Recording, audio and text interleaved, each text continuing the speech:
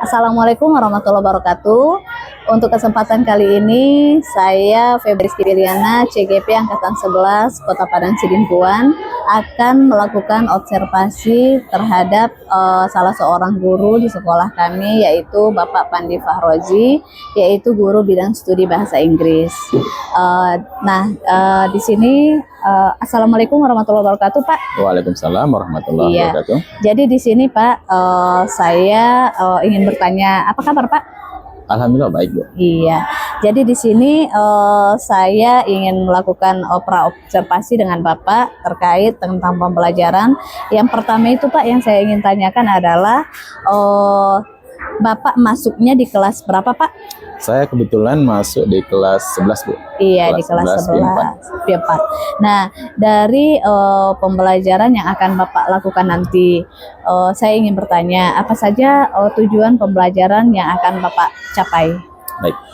Tujuan pembelajaran yang mau dicapai untuk minggu ini, kita mengenai pemahaman anak mengenai teks naratif, Bu. Terutama ada beberapa bagian dari teks naratif, termasuk legenda.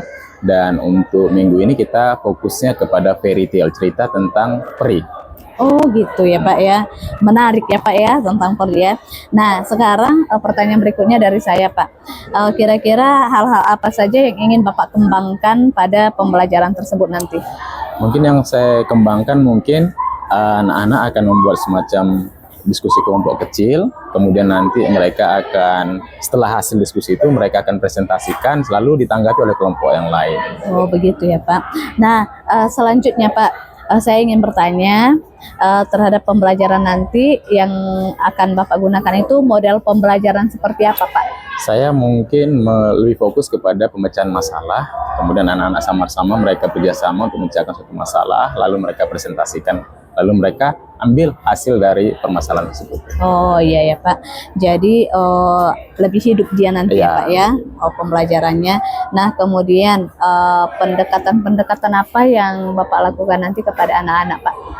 Mungkin pendekatan yang saya buat, mungkin anak-anak ini akan mengambil tema-tema yang ada di sekitar lingkungan mereka. Jadi kan misalnya untuk legenda di sekitar wilayah kita kan ada Sampuraga, ada cerita-cerita seperti itu yang anak-anak ini sudah kenal dengan tema-tema yang mau kita bahas gitu. Oh gitu ya, Pak. Jadi nyata dia langsung. Jadi nyata, ya, Pak. Jadi mereka juga bisa lihat langsung ini loh contohnya ada di tempat kita gitu. Iya, bisa langsung diaplikasikan berarti ya, Pak ya.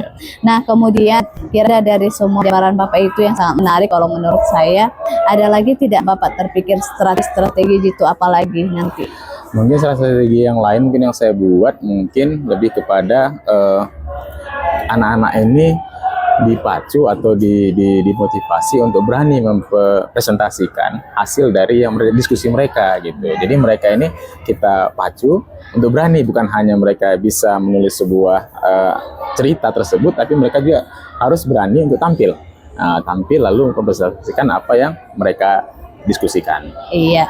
Nah, kemudian Pak, selanjutnya saya ingin bertanya, kira-kira nanti penilaian apa yang akan Bapak lakukan pada pembelajaran tersebut?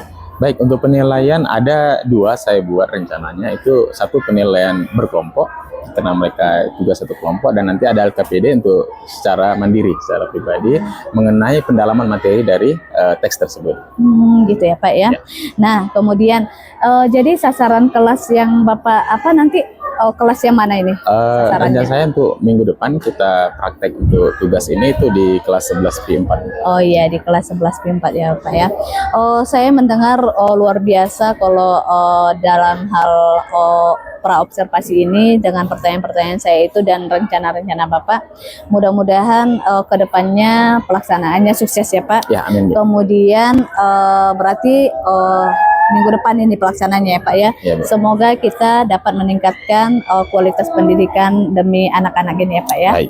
Iya. Oke, terima kasih Pak Pandi. Assalamualaikum warahmatullahi wabarakatuh. Waalaikumsalam warahmatullahi wabarakatuh.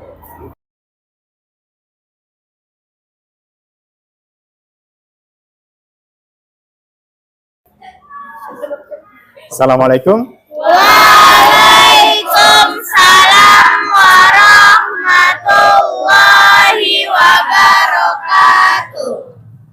Oke, baik anak-anak Bapak sekalian, how are you today? We are fine.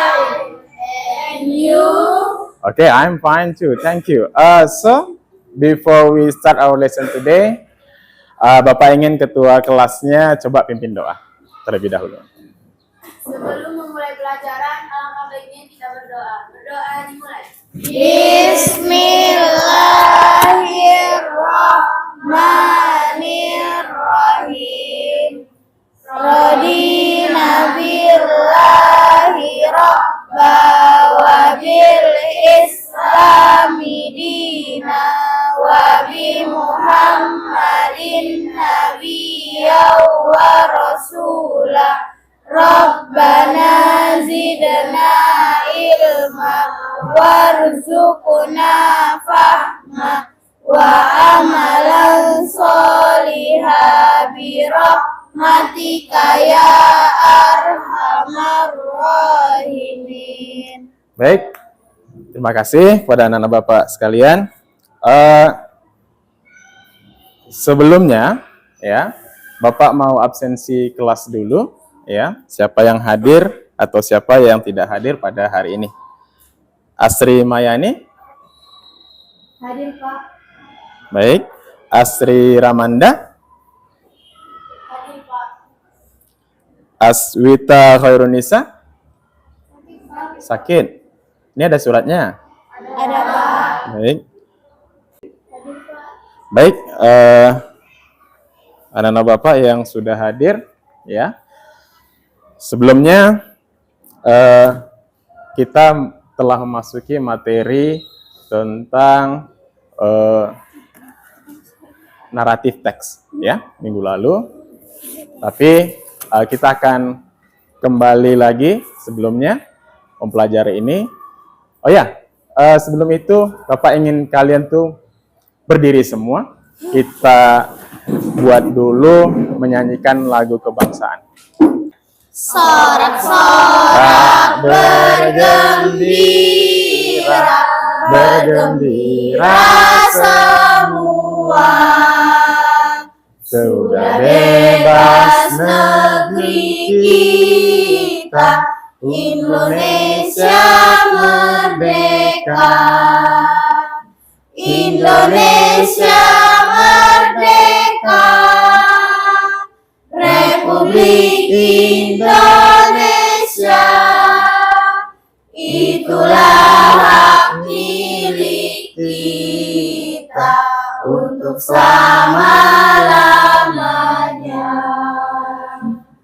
Oke, silahkan duduk kembali. Baik, sebelumnya seperti Bapak sampaikan tadi, kita sudah belajar mengenai naratif sebelumnya. Lalu Bapak ingin mengasih motivasi bahwa apa guna kita mempelajari sebuah teks naratif. Jadi salah satu guna dari pembelajaran teks naratif itu, ya, adalah kita bisa mendapatkan informasi, ya, mengenai apa yang terjadi pada masa lampau, ya, pada masa lampau bentuk legenda dan lain-lain. Jadi kalian itu suatu hari bisa jadi seorang tour guide, ya. Mana tahu nanti ada orang dari luar datang dan ingin tahu daerah kita di sini ada Sampuraga, ya. Jadi kamu karena sudah tahu cerita naratifnya mengenai Sampuraga, kalian bisa menjadi seorang tour guide, ya. Kalian menjelaskan. Jadi urutan waktunya itu salah satu motivasi kita mempelajari sebuah teks naratif. Baik, anak-anak Bapak sekalian, dibuka bukunya, ya. Tujuan pembelajaran kita, ya, pada teks naratif, ya, teks naratif itu mulai dari jenisnya, types of narrative text, ya. Oke, teks dari naratif teks itu apa saja? Ada tipe-tipenya. Baik, ini naratif teks.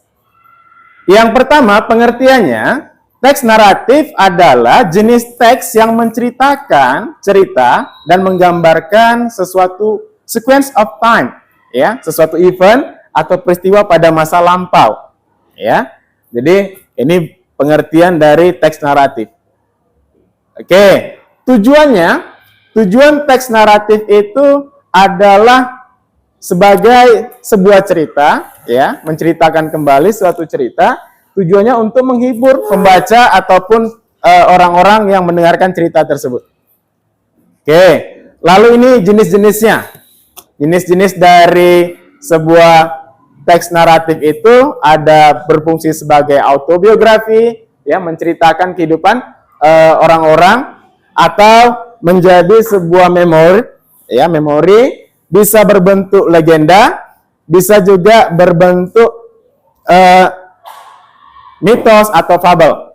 Ya, jadi ini yang Bapak garis bawahi tadi, types of the narrative text, bisa berbentuk legend. Narrative text, terutama generic structure-nya, maka di generic structure-nya dari teks itu ada namanya orientasi.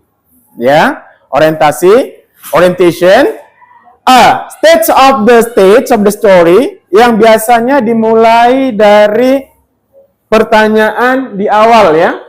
If there is story, Bapak gambarkan sebuah story, ya.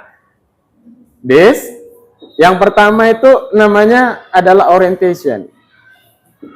Ini di awal dimulai dari perkataan biasanya dengan kata who, siapa tokoh-tokohnya, ya. Biasanya cerita itu dimulai dari tokoh-tokohnya. Tapi sebelum itu Bapak mau bertanya, legenda apa yang ada di sekitar tempat kita yang kalian ketahui?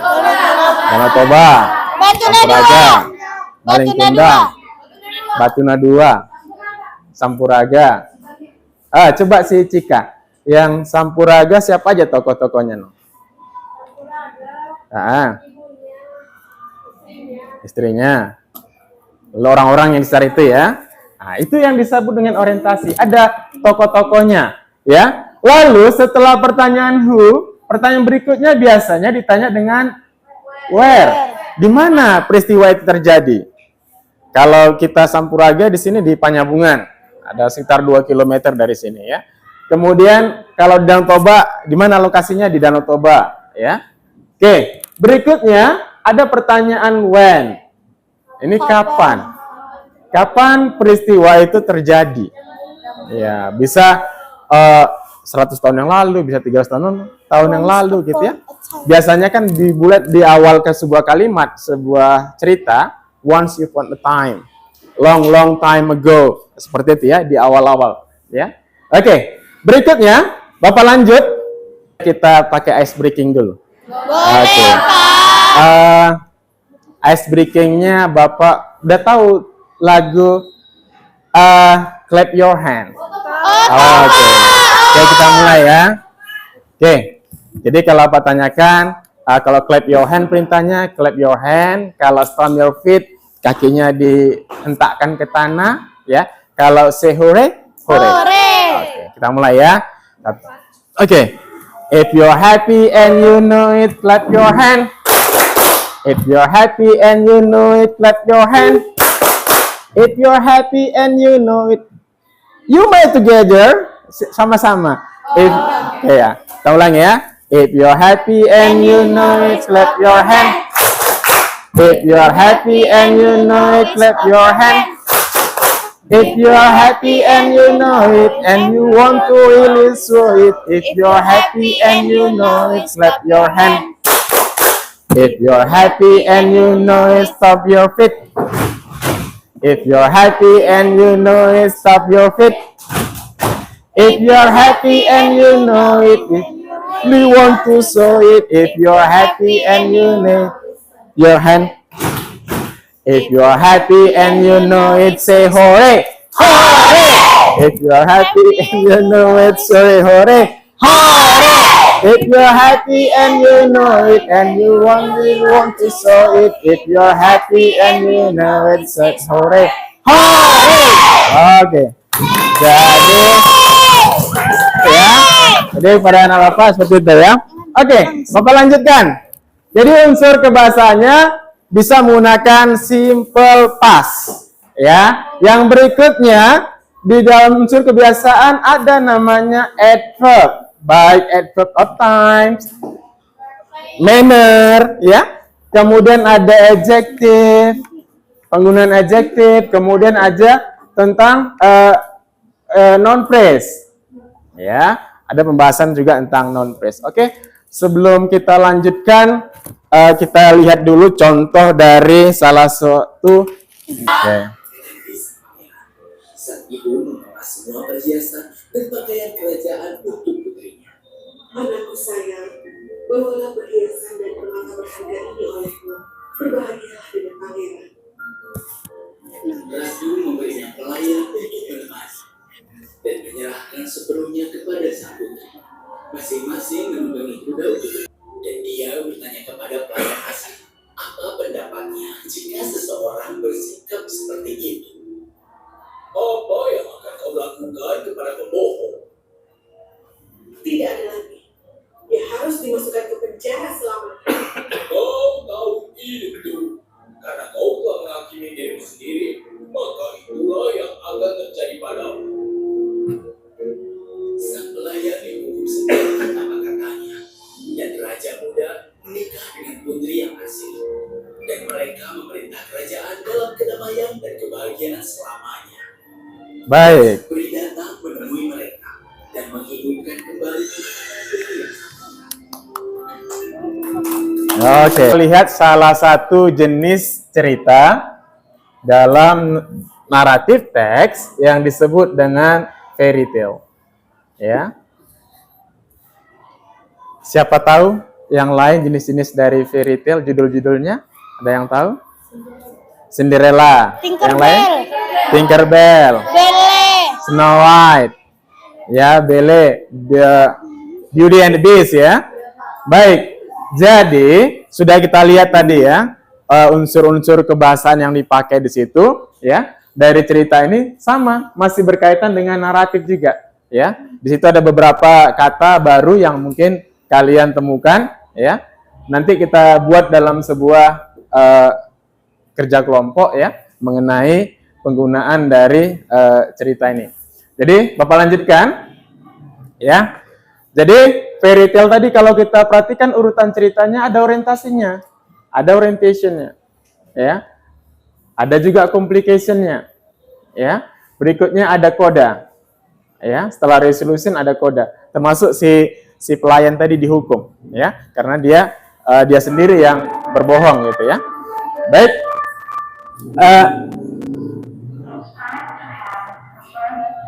bentar ya.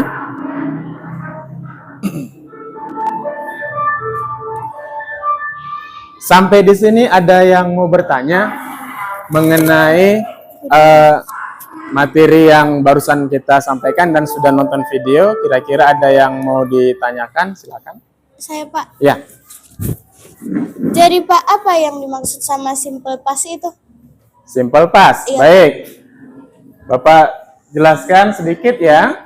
Simple past adalah bagian dari unsur-unsur dari naratif. Tadi kan kita sudah jelas. Naratif teks ya terdiri dari dua unsur, yaitu generic structure dengan feature language. Di feature language ada penggunaan simple past ya. Jadi tenses simple past adalah yang menggunakan kata kedua, kata verb kedua. Hubungan rumus subject plus verb to plus object plus complement. Ya. Jadi sebuah simple past hanya menceritakan kejadian yang telah terjadi pada masa lampau. Ya. Contoh ambil, misalnya we ate. Kalau kata pertama seperti ini ya, dari kata eat, ini pertama, ya verb 1, jadi ate, verb 2, jadi eaten, di verb 3. Jadi kita fokus di verb 2. Ya, kita fokus di verb 2. Jadi, we ate lontong yesterday, for example. Ya, jadi menceritakan peristiwa sudah lewat, kita sudah makan lontong kemarin gitu. Ya, itu tenses yang digunakan di simple past. Kalau untuk negatifnya, subject plus did plus not kembali ke verb 1. Ya, jadi bukan dia ke verb 2 tapi kembali ke verb 1. Baru objek, baru complement. Bapak ambil contoh yang di atas masih ya. Berarti we didn't ya eat Kenapa eat Pak? Verb 1. Ya. Didn't eat lontong yesterday. Oke. Untuk interrogatifnya, formulanya did plus subject plus verb 1 plus object plus complement baru question mark. Oke, jadi kalau dibuat kalimatnya, ayo sama-sama. Did we eat lontong yesterday? Oke. Jadi kira-kira seperti itu, ya. Kira-kira seperti itu penggunaan simple past. Jadi menceritakan suatu kejadian atau peristiwa pada masa lampau. Jadi kata-kata yang kita fokuskan adalah bentuk kata kedua, ya. Bentuk kata kedua atau verb to. Oke, itu sedikit unsur kebahasaan dari naratif tadi yang menggunakan simple past. Yang lain ada yang bertanya? Oke, silakan.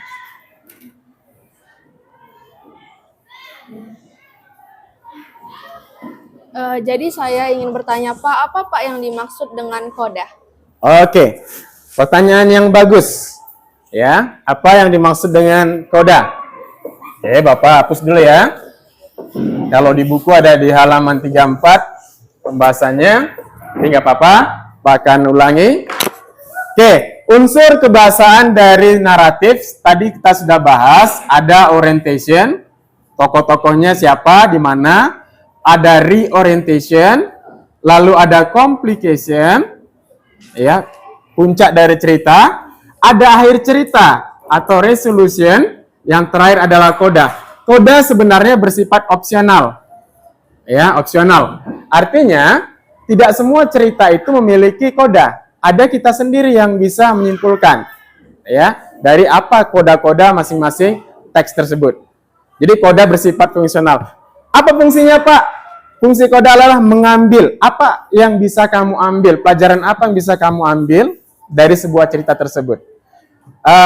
Kalau dari cerita tadi kita sudah nonton filmnya ya, tentang Goose Girl.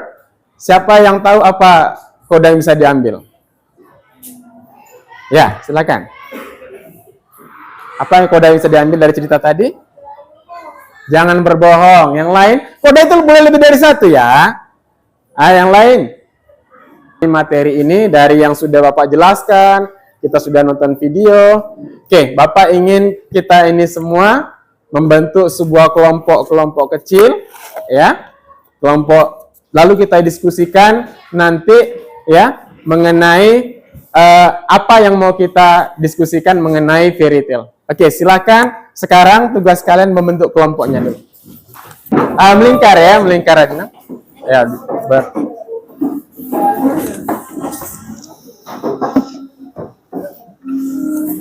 ini kelompok sana di kertasnya. Pak Yosef aja.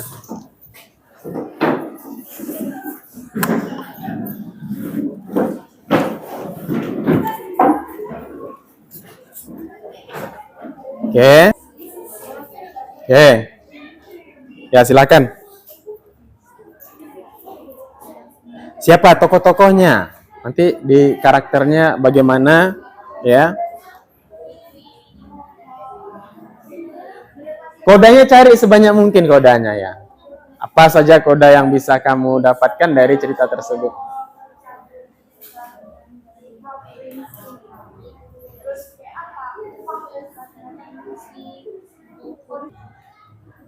Cari kodanya apa dari cerita tersebut, karakternya, ya.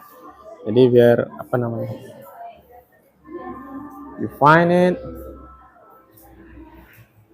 The group 2. Your presentation about your discussion about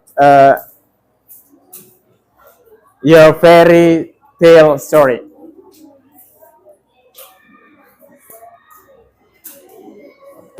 Assalamualaikum warahmatullahi wabarakatuh.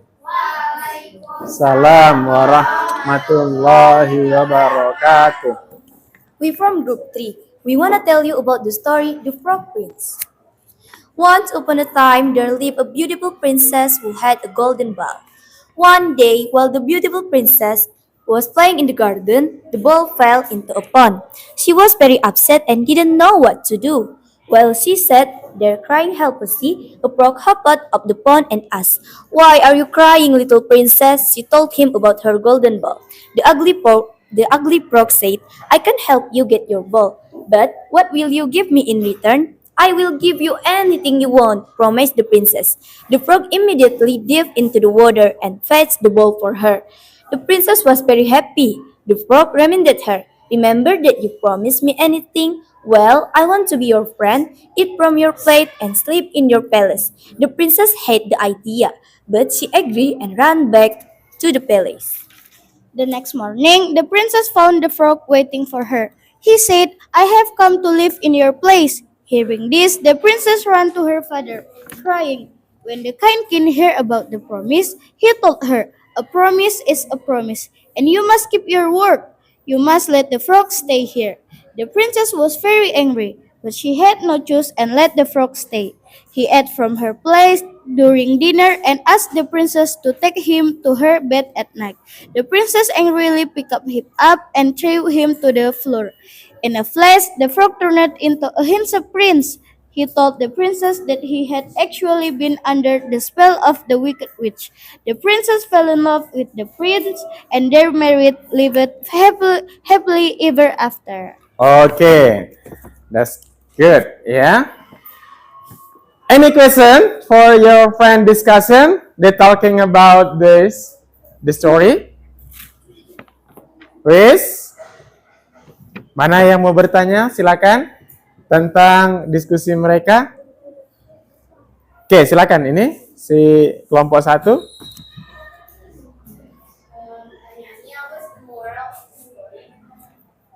Okay. What is the moral value or coda that you get from the story? Apa, Nang? The coda is keep your promise and you think before you do. Okay. You must think before you do. Yeah, that's good. Yang lain, another question. Silakan. Ya, silakan. Kelompok 4.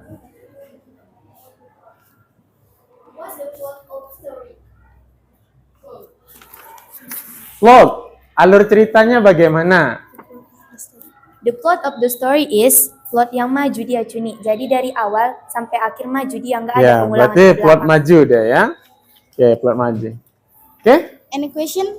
ada lagi yang mau bertanya? No? Oke. Ya, silakan di close it. So that is from our. Thank you for your attention. Sorry for my mistake. Assalamualaikum warahmatullahi wabarakatuh. Waalaikumsalam warahmatullahi wabarakatuh. That's good. Okay. Well, next group. Kelompok berapa?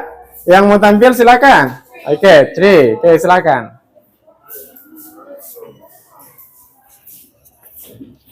Okay. Listen your friend and we attention. Assalamualaikum warahmatullahi wabarakatuh. Waalaikumsalam warahmatullahi wabarakatuh. The Fountain of Youth. An old woodcutter and his wife had spent many years together. However, they were getting old. They were afraid that death would spirit them. One day, the woodcutter went to a forest. He lost his way and came to a fountain. He was very thirsty, so he drank some water from. Bapak mau menanyakan kalian dulu, salah seorang dari kalian sejauh mana sudah memahami materi ini. Ya? Oke, silakan. Narrative text is a type of text that tells a story from the past dan tujuannya untuk menghibur pembaca. The types of narrative text can be biography, legend, fable, myth, folklore, and fairy tale. And generic structure of narrative text are orientation, complication, resolution, and reorientation. And the future language of narrative text is adverb, adjective, and simple past. Because of narrative text is a text that tells a story from the past, so the tenses would be using simple past tense. Oke, that's right. Good luck ya, friend. Baiklah. Jadi eh, benar yang disampaikan teman kalian ya. Sebelum Bapak simpulkan secara menyeluruh, coba ya, Bapak akan kasih penugasan kalian itu untuk memahami nanti di kertas lembarnya ya. Oke.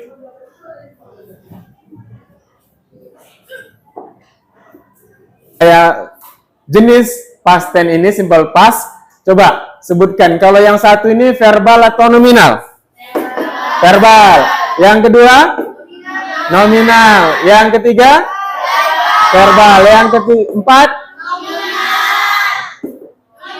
Oh, oke. Berarti sudah bisa ya memahami picture language dari naratif teks ini. Baik. Bapak simpulkan, ya tadi yang sudah disimpulkan oleh temannya, Bapak simpulkan kembali. Tapi sebelumnya kita yang sudah kita ice breaking dulu ya. Ke samping. Masih ada yang salah. Oh ya. Oke, kita lagi ya. Ke samping. Oke, ke atas. Ke samping. Ada yang kalah lagi? Oke.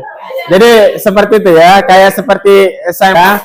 Baiklah, Bapak simpulkan materi kita hari ini ya. Naratif teks adalah menceritakan kejadian atau peristiwa yang terjadi pada masa lampau. Jadi karena ceritanya menggunakan masa lampau, maka tenses yang digunakan adalah simple past.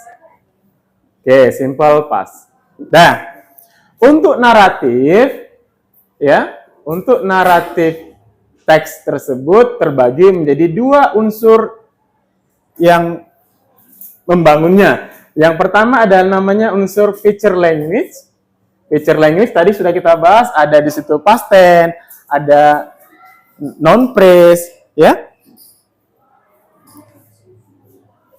Kemudian ada di sini generic structure. Generic structure tadi ada apa tadi? Generic structure-nya sebutkan. Orientation. Berikutnya complication. Resolution dan coda. Ya. Oke. Yang berikutnya dari generic structure tadi baru berkembang lagi types of narrative text. Ya, hari ini kita belajar mengenai fairy tale. Ya, belajar mengenai fairy tale. Ya. Yang lain ada jenis fairy tale, ada fable, ada apa lagi? Myth, ya. Oke. Yang lain ya, banyak ya. Oke. Jadi itu saja yang Bapak rasa. Itu aja yang Bapak rasa untuk yang apa tadi? Materi kita hari ini, ya. Jadi Bapak akhiri kegiatan kita ini dengan berdoa. Ya, sebelah sana.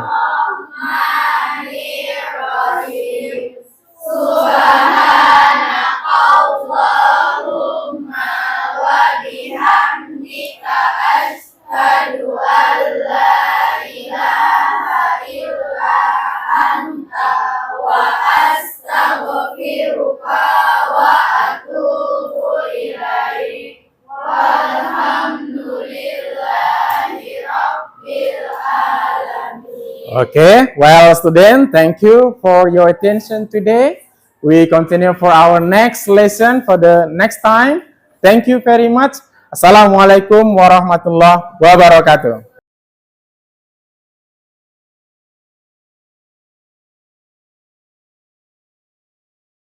Assalamualaikum warahmatullahi wabarakatuh. Waalaikumsalam. Pada kesempatan kali ini saya akan melakukan pasca observasi terhadap rekan saya, yaitu Bapak Pandi Fahroji, bidang studi bahasa Inggris, dengan dihadiri oleh pengajar praktik saya Pak Habib Malik Rangkuti, di mana sebelumnya sudah saya laksanakan tentang praobservasi dan observasinya sudah berlangsung. Jadi pada hari ini sampailah pada tahap pasca observasi. Baiklah, di sini saya akan memulai tentang pasca observasi. Assalamualaikum warahmatullahi wabarakatuh, Pak Pandi. Waalaikumsalam warahmatullahi wabarakatuh. Apa kabar hari ini, Pak Pandi? Alhamdulillah sehat, Bu. Iya. Pak Habib, apa kabar, Pak? Jadi di sini setelah kita kemarin melakukan tentang pra-observasi, kemudian observasinya sendiri, jadi sudah sampai kita pada tahap pasca observasi ya Pak Pandi ya. Ya, Bu. Jadi di sini yang ingin saya tanyakan kepada Bapak, sebelumnya bagaimana perasaan Bapak selama melaksanakan observasi kemarin? Baik, perasaan mungkin yang saya alami ketika observasi kemarin itu agak sedikit tegang ya, Bu ya. Karena biasanya kita mengajar dengan lugas, tiba-tiba ada teman yang menjadi observator, waduh kita jadi agak sedikit tegang, gitu juga dengan anak-anak gitu. Jadi sehingga di awal-awal mungkin kita agak tegang, belum terbiasa, tapi menit-menit berikutnya kita sudah menjadi terbiasa dan ya, panas itu. Ya, Pak. Kemudian kira-kira memang suasana tegang itu terjadi karena saya ada di dalam situ memperhatikan apanya ya, observasinya ya.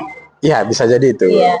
Padahal sehari-harinya nggak seperti itu ya Pak. Sehari-hari tidak gitu, mungkin karena di kita kan biasanya mengajar biasa gitu kan, tiba-tiba harus ada video, ada tukang observasi gitu, jadi kita agak sedikit canggung lah di awal-awal. Tapi ketika berikutnya kita sudah bisa cairkan suasana, kan anak juga kita bilang ya udah nggak usah tegang kali, akhirnya mereka juga terbiasa.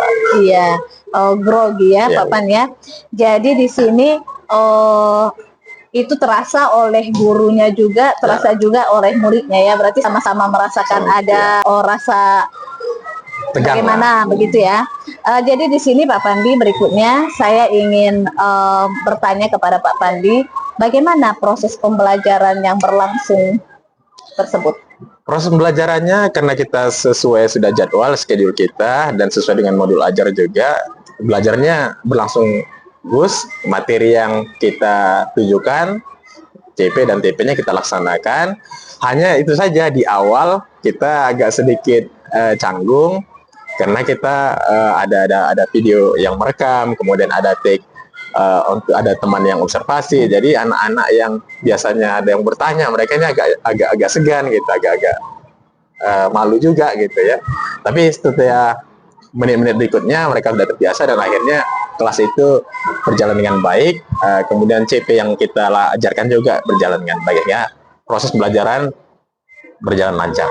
Iya, jadi teringat tentang TP atau tujuan pembelajaran. Pak Pandi tadi ada mengungkit tentang tujuan pembelajaran. Berarti tujuan pembelajaran itu semuanya tercapai pada proses itu. Begitu ya Pak ya. Berarti lancar juga ya dia ya. Ya, alhamdulillah lancar itu. Iya, jadi berikutnya Pak Pandi, namanya setiap proses pembelajaran kita pasti ada mengalami hambatan, baik yang sengaja atau tidak disengaja. Bahkan bisa jadi hambatan itu tidak kita prediksi sebelumnya, ya kan? Namanya kita berhadapan dengan berbagai macam karakter siswa. Jadi dari sini kira-kira selama kegiatan pembelajaran yang berlangsung itu Pak Pandi merasa tidak ada hambatan dalam proses pembelajarannya. Baik, secara umum selama proses pembelajaran kita tidak mengalami hambatan yang signifikan, tetapi itu tadi kita satu di awal-awal itu kita kekurangan waktu ya Bu. Kekurangan itu hambatan pertama, kita kekurangan waktu karena untuk ada juga observasi kan kita mempersiapkan perlengkapan dulu, kita siapkan kamera, kita siapkan ini sehingga waktu pembelajaran itu jadi termakan berapa menit. Jadi sehingga waktu pembagian kelompok anak-anak ini kita buat waktunya harusnya misalnya durasinya ada sekitar 20 menit gitu kita jadikan 15 menit. Jadi hambatan pertama itu mungkin di waktu. Yang berikutnya penyampaian kepada kelompok ini ketika ada supervisi ini ada observer, sehingga anak-anak yang berani yang biasa tampil itu saja yang mau tampil. Kita yang memang udah pemalu di kelas ya mereka nggak berani bicara lagi, hanya ikut dengan kelompoknya gitu. Nah, itu mungkin kendala kecil sebenarnya sih, kan kita juga nanti bisa diatasi di pertemuan berikutnya gitu. Oh gitu ya. Jadi di sini Bapak bercerita tentang kendala-kendala hambatan dari siswa. Jadi kalau saya bertanya kepada Bapak, kalau hambatan yang dari Bapak sendiri di luar waktu itu pemasangan kamera atau yang lain-lain, ada lagi tidak Pak? Mungkin masalah yang lain yang mungkin kita alami sebagai guru, mungkin ini menyampaikan materi tadi, pemahaman mengenai materi tadi kurang maksimal di awal, karena pada harusnya kita di awal itu kita menjelaskan dulu tentang apa topik yang mau kita jelaskan, tapi karena kita juga di awal sudah sibuk menguruskan peralatan tadi, sehingga waktu yang harus menjelaskan, sehingga untuk bahan anak-anak tadi materi pada hari itu tidak semua yang tersampaikan gitu. Itu mungkin kendala kita sebagai guru. Ya. Nah itu dia. Jadi menurut Bapak seperti hambatan yang tadi saya ada menangkap tentang siswa yang percaya dirinya memang normal, dengan percaya dirinya tetap bisa menjawab pertanyaan, tetap percaya diri seperti itu. Tapi bagaimana dengan siswa yang pemalu tersebut?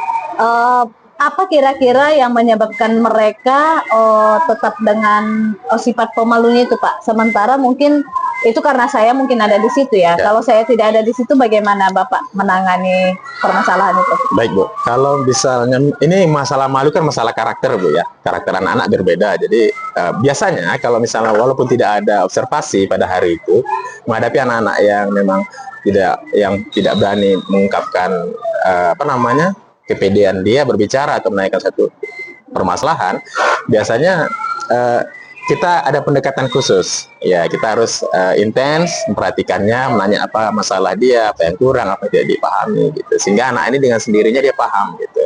Jadi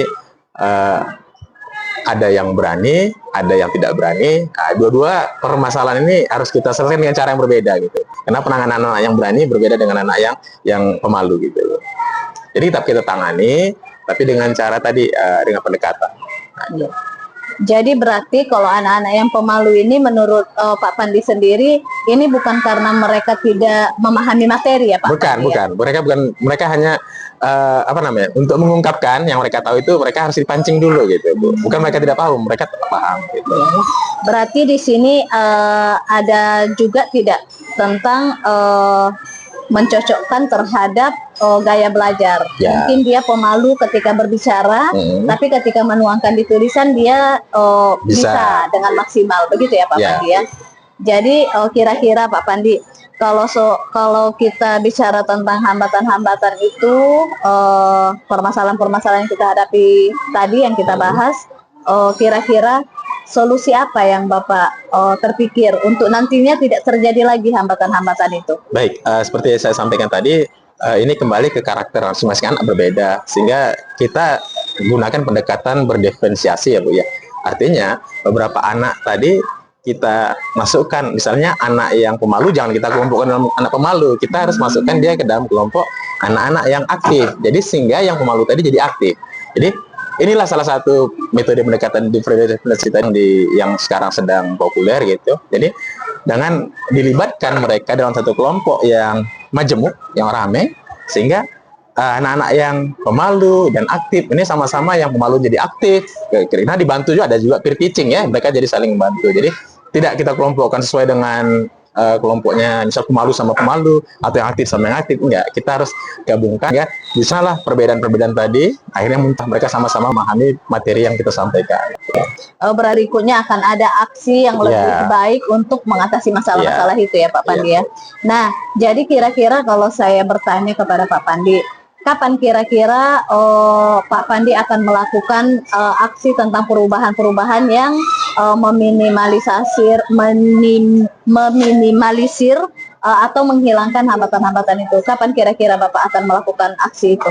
Setelah observasi kemarin kita juga dapat catatannya Bu ya dari tim, dari Ibu yang observasi, oh ini kekurangan waktu Bapak mengajar ini. Akhirnya dari situ kita bisa dapat masukan juga, sehingga kita setelah itu pembelajaran berikutnya kita sudah bisa memenuhi apa yang kekurangan waktu pertemuan sebelumnya. Gitu.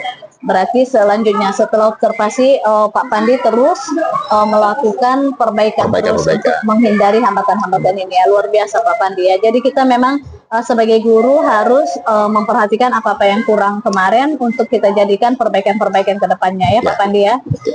Itu dia. Jadi itu masuk tidak menurut Pak Pandi terhadap refleksi? Refleksi ya, karena dari situ kan kita mengambil satu pengalaman belajar sehingga digunakan untuk berikutnya kita menjadi menambah atau apa yang kekurangan kita dalam belajar, yaitu dari pengalaman sebelumnya, dari masukan teman, dari masalah anak, sehingga bisa jadikan refleksi dalam pembelajaran. Iya. Bagus ya Pak Pandi ya, luar biasa. Saya sangat bangga mendengarkan tentang Pak Pandi yang belajar dari bagaimana cara menghilangkan hambatan-hambatan itu. Jadi pada kesempatan ini saya mengucapkan terima kasih kepada Pak Pandi atas waktunya mengadakan pasca observasi dengan saya. Dengan sebelumnya ada pra, kemudian ada observasi. Saya memperhatikan Pak Pandi memang guru yang berusaha untuk menghilangkan segala hambatan-hambatan menjadi perbaikan-perbaikan ke depannya. Jadi alhamdulillah semoga kita sesama rekan guru saling berbagi ilmu tentang mengatasi semua hambatan-hambatan yang terjadi ya Pak Pandi ya. Ya baik. Baik Bapak, terima kasih atas waktunya. Semoga kita menjadi guru yang sukses untuk masa sekarang, masa depan, dan masa yang berikut-berikutnya. Ya kan Pak? Terima kasih. Assalamualaikum warahmatullahi wabarakatuh. Waalaikumsalam warahmatullahi wabarakatuh.